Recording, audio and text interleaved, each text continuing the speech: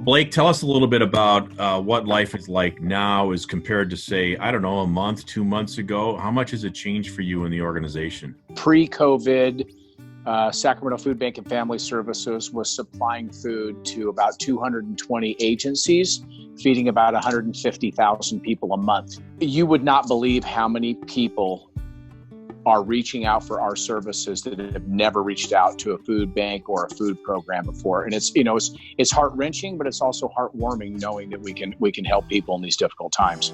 In terms of, are they looking for basics and staples? Are they looking for cleaning items? What are they coming to you for at the food bank? 99% of what people want is just basic staples, fruits and vegetables, shelf-stable canned goods, meat, bread items, etc. I mean, just basic stuff, eggs, just to help their family. But now, because the number has jumped so high and the food insecurity rate in Sacramento is higher than the state and national average, you imagine putting COVID-19 on top of that. We are in the middle of erecting these large, what we call mega drive-through walk-up distributions. Today, for example, we're at Christian Brothers High School for a couple hours, 2 to 4, and we'll serve 4,000 people in that 2 hours. And so many people who are unemployed did not have savings. They didn't have a backstop. They didn't have a safety net. We know now how many people had marginalized employment. I mean, just think of a mom and dad that have 2 children. Somebody works at an auto parts store. The other person maybe works in some other retail at a restaurant. Their kids possibly were at school getting free and reduced meals. Now everybody's at home. They have somewhat of a small income with this relief. But everybody's home, going through groceries. They don't have any disposable income.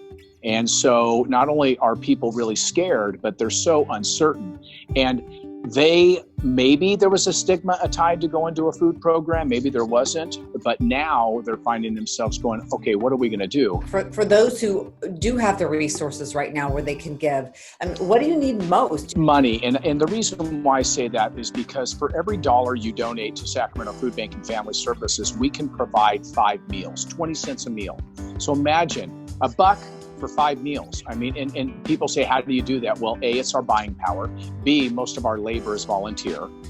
C, we get a lot of food donated. So we're able, that buying power. So right now, because we've had to ramp up so quickly, our operational costs are going through the roof. And so, yes, we're going to buy food. Believe it or not, most regional food banks, which we are, buy food. They don't just rely on donations. They buy a lot of food. And we want to have somewhat of a say in what kind of food we're going to distribute. We want to entice people to eat as healthy as possible. And is there anything else, Blake, that you feel like you want to add? Sacramento County is higher than the state and national average in food insecurity. And so as we, as a collective, think about the emergency food system, I just want to remind people that it's a fragile system, and most people that volunteer and work in this system are older. And I just, want folks to remember that it seems like food access has become the epicenter of COVID-19 other than healthcare workers. We know now how it's a basic necessity, but we know now how fragile it is. So, when people think about post-COVID, I want them to think about, hey, how can we sustain the emergency food system beyond COVID, because we know a lot of people will be displaced for quite some time.